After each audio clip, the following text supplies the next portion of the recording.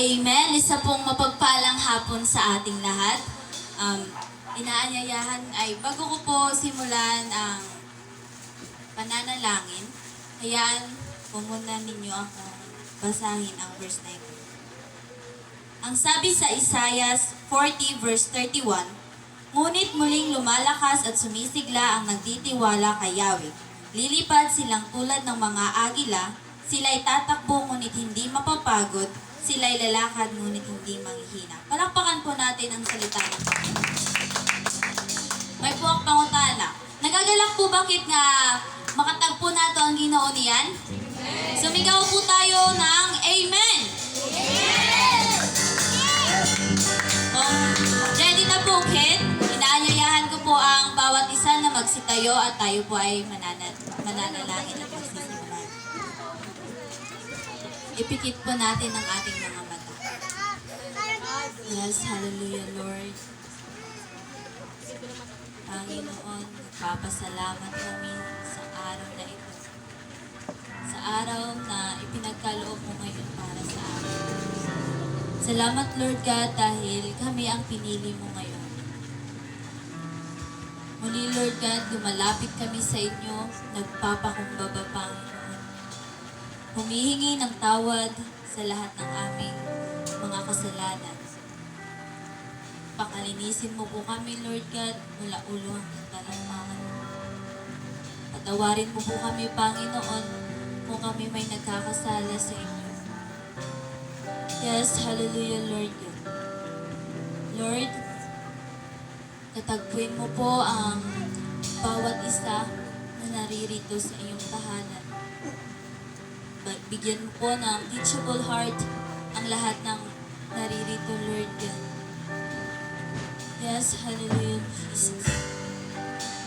Lord, muli, Panginoon, pinapalayas namin ang mga gawa ng kaaway right now in the name of Jesus. Hindi ko hinahayaan, Panginoon, na ang distraction ng mga kaaway sa araw na ito, Lord. Pinapalayas kita in Jesus' name, Amen. Yes, hallelujah, Lord. Sa araw na ito, Panginoon, kiniklaim namin ang victory ng gawain mong ito, Lord. Muli, Panginoon, sa iyo namin ibinabalik ang mataas na kapurihan at pagdakila sa pangalan ng Jesus. Amen. Sa pamalakas na palakpak sa ating Panginoon. Hallelujah! Sino po yung naniniwala dito sa pangako ng ating Diyos? Tupas nga po ng kamay. Amen. Yung ating pong aawitin, ito ay pagbabalik o pag-aalala ng mga pangako ng Diyos sa kailanman po ay hindi natitinag, hindi po nababalik. Amen po? Dahil sinabi niya, mangyayari ito. Hallelujah!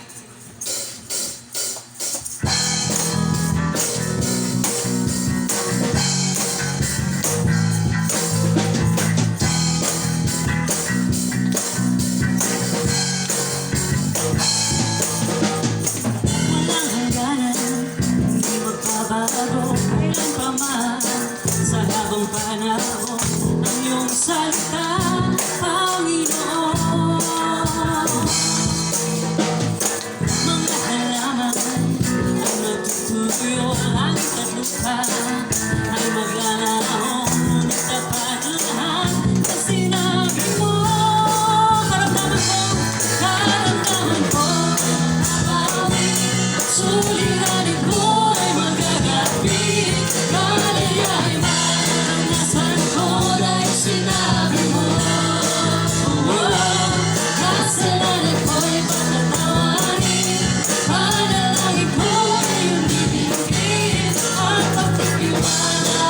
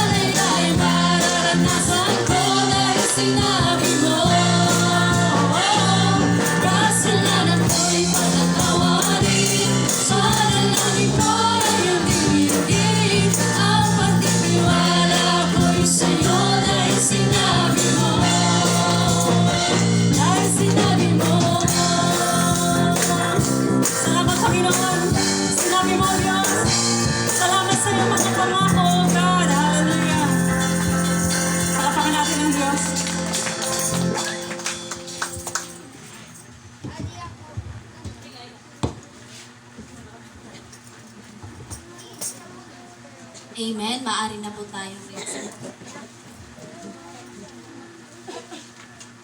Yan po is itatagan it ni Lord opportunity para ihatag sa nararapat kay Lord nga pagpapasalamat ng pagpapatotoo sa kanya ginhimo sa ating kinabuhi. Yan, sino po ang ready nga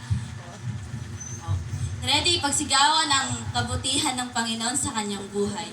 Amen. Banuhon po nato si Nay Lucy, pinagpala ng Panginoon.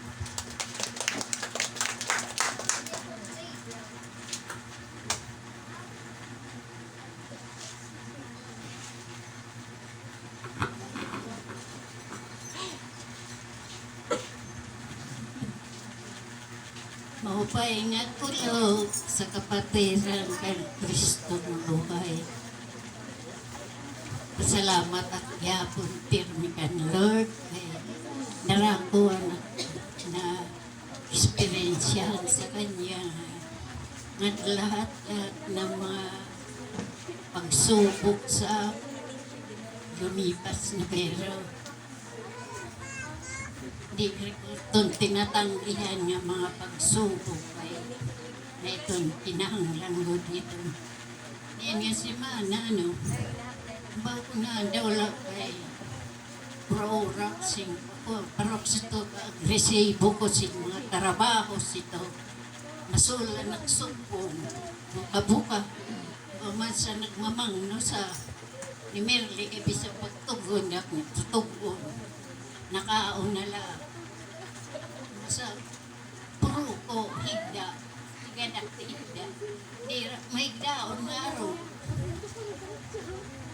Pag tinarabaw mo kay dara ko mabulong nga yung natutungan si may tarabaho. Iginarding ka, di ta manipulsan. Nakawara sa dara mo nag-arong tanglad. Mga herbal doon. Salamat Lord kay tinatagan mo sa kalakasan sa nagpanlawas. Para sa ibang araw, ikaw malakas ka lugod. Anak ay nakaon man na nagsindirak nagdaon daw.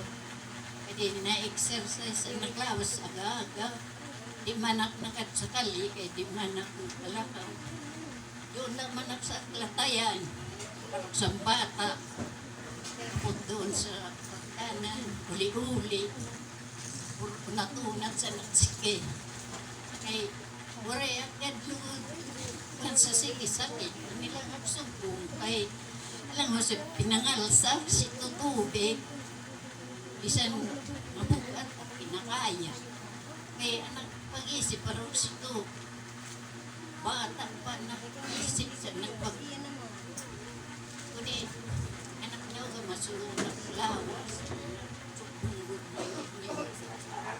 Babalyo nga bulong ni Merle. Pagkatumar ko sa'yo, di na nautro. Basta pusa. Tapos mabubungol ako.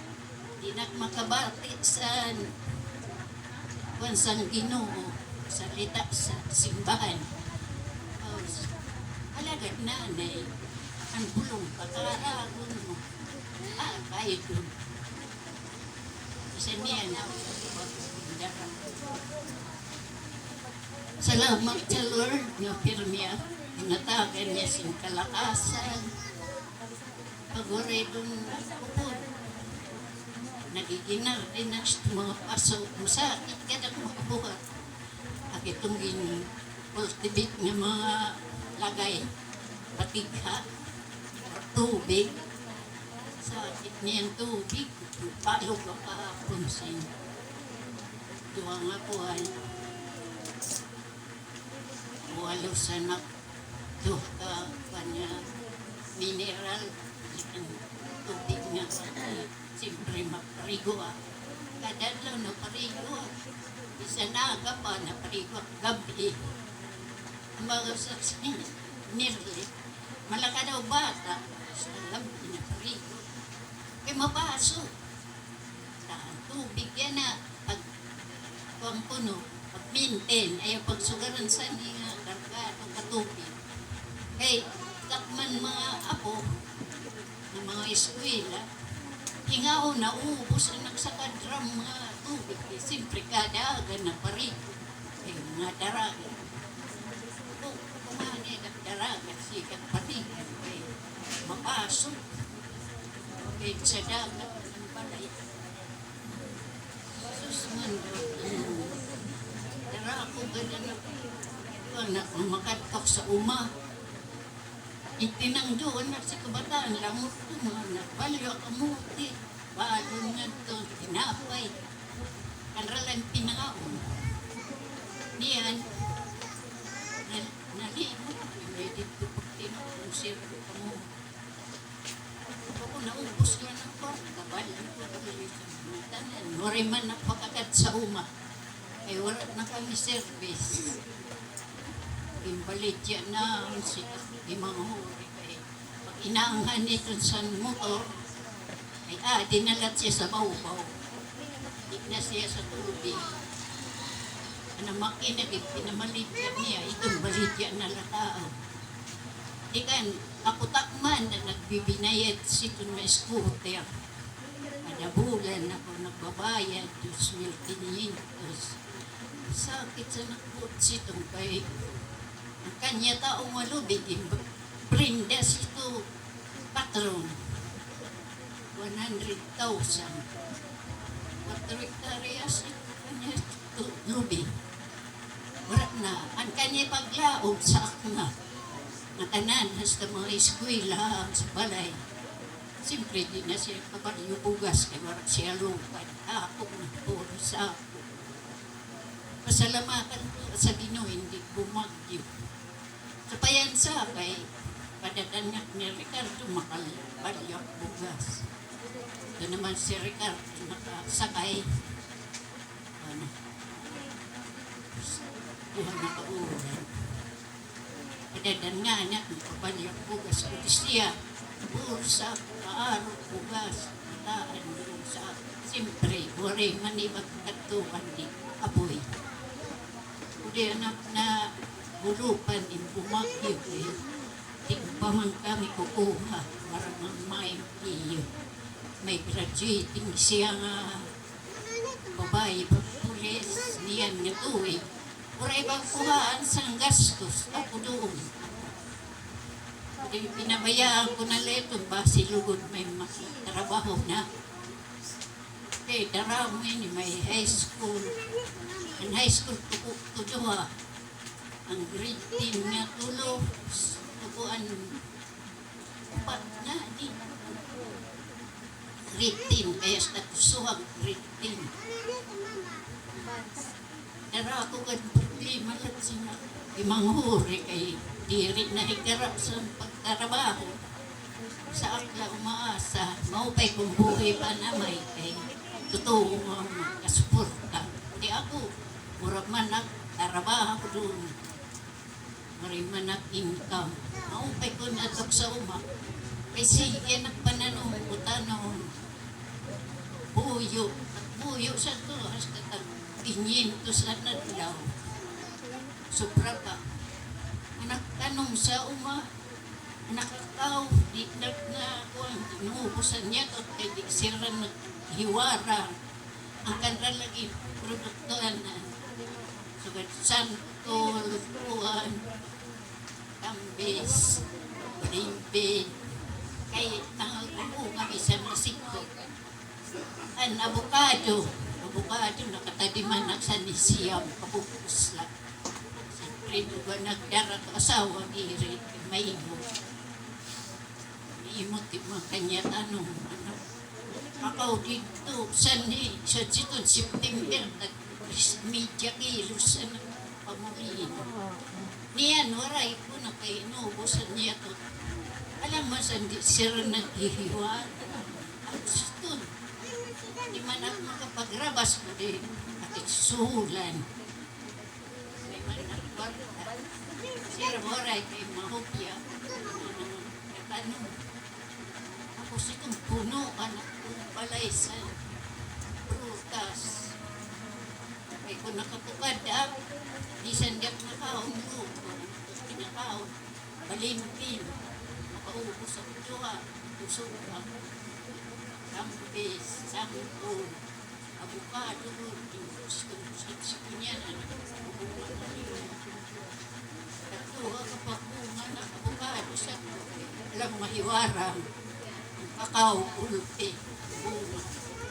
Ito moray kay ikiniwan niya nasa nagsuwa, nasa Davao masuwa. Bungaan, dito'y peto na binunga. Niyan digad kay magsinfo. Basta na pinaupot sa umakay. Luminaw man ang sarap dito sa pamutamo. Ang balay, ano na ako. Wakay na. Salamat Lord na diri ako nalimot sa iyo. Mauna lang kinanim pangit kay kaon man may kaon sa smerli. Niya nakamunod sa antis na kumikan. Nakaon mo na ikan. Dulungag sa tricycle. Niyan, inumuli ka na di ako makatapok kay nga nanapot ako sa paninda. Kay siya sigang tinda. Dara ko man ang kanyang kapital kay sige ang lukad. Buti na ko ang lukad kay pinulan na nagpapalukad kay paagsa. Katunga ka tanak paagsa hasta damo na buo. Salamat Lord na mayaw nagyabon produkto sa lukad. Isa malatanig ko kay 5 kalain anak ang bilin sa nagsawa sa paglukan. Naklukaran, may binuto nga 4 hectares, kanamukan. Bukos ang 8 hectares. Ako na produkto. Yan sa Kampurika, ito lang naklukan. Naramukan ng kwarta. Ako lang nagamit. Kadakupot sing gastos ang mga eskwela. Ako nga gastos sa eskwela, pangao, tinangakaon o surak. Siyempre mabalyo pa. Kay danay si Merlin Awiyang, hindi nangagluluto. Handa doon. Si Merlin, hindi ko pinabayaan nga sa ni Ricardo ayaw. Si babayaan, pag-service ayaw kay ito nga yung mani ako dito sugat sa hulbos nga iro. Totoo lang, si Merlin, kung ano nakaruyag, kaunon, masugad lang eh, dumang kanyang kwarta. Di rin nagkakapot kwarta kay nakwarta, pinanatag ko. Kaya narami ito nga mani ako. Ano, pandiwat doon, higripit nga nanginanglan. Diyak sito natanggi, bisan malanak kwarta. Dito'y damo doon na dali kay Warais porsinto na pautang. Sa nigod siya ako nagkakapot sa kwarta, ramo nagkakaputang sa nga. Bisan to nagtitinda sa merkado, taga-pambuhan, taga-San Roque. May ito mga utang sa Krismel. Ay daramo nagsaniko, mahalan na doon. Yan, mahalan lukad. Dito yan ang bayad sa naglukad. Ang butong kanila dito pinaaksa. Maupay nga naaksa ito. Pulis. Trabaho na wanda mo naglukad. Salamat sa pirmiya. Tinatagan ni Lord si Mahunga na kay ito ang bukas sa nakulubniya. Siraman niya ng tangdaw. Kaniragit sipti ang nakulubniya. Mara mag-September nga, dagpo ng bayan ng lupa. Yan. I-entry ko sa sayo lang na resibo pagkulay. Nag-upisar nga ni Sira, ibang luto, ibang hilaw. At ito ang resibo, itong sayo lang. 12 mila nga, di doon to. Siya ni Subrubay, 22 bayan. Ikadas ito na diri kay mga anak ko. Kanira lang, ipapalukan, maglimbungan sa katsito. Narako nga ako. di man yayaman. Salamat, Lord, na imo tinatawag si grasya, makaulig man ang sanakman po, hasta pa man ang iba nga mga tao nga nanginanglan. Kaya ako dirag na lang, gibisan may 2 pesos, 200, may pakurampuan siya.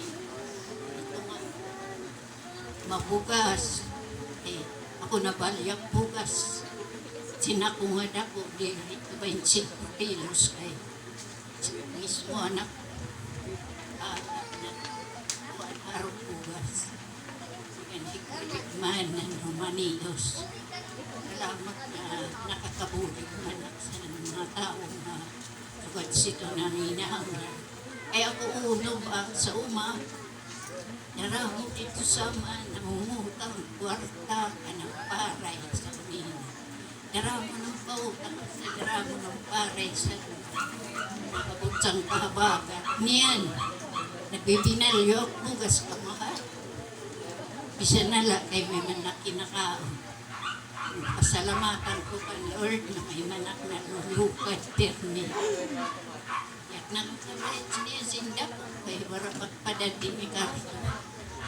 Dan man nga niya kay tatayos. Yan, kay wala pagpadala na niya sa salamat Lord, purihin si Yahweh, purihin si Lord, purihin si Holy Spirit.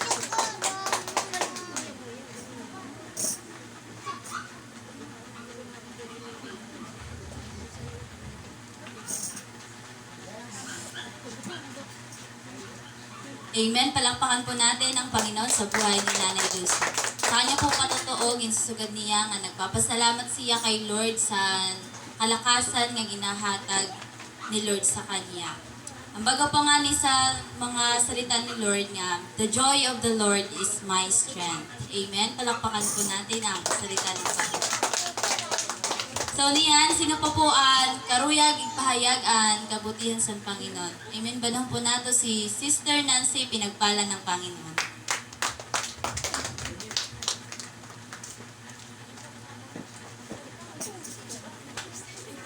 Sa mapalang araw ng linggo po sa ato na tanan.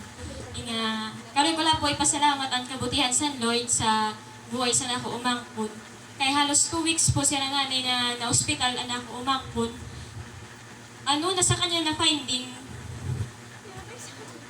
bingge ko bali ikatulos siya ka bisis ko itugo pero kay permanente siya negative. Unang nga finding nag-positive, di kan ang bago sa doktor nga nagkulaw sa kanya, si Dr. Munhi nga, mali ko no ano na finding. Di kan, an kanara huna nga, bangin ko no nahubagan kasing-kasing sa nakako umangpon. Kay an pagpitik niya, naabot sa tagiliran ang suol. Maogin request sira nanay ECG, di kan, san pag, ano na nila kay, ang ECG ni nag-abot 4,000 ang gingastos.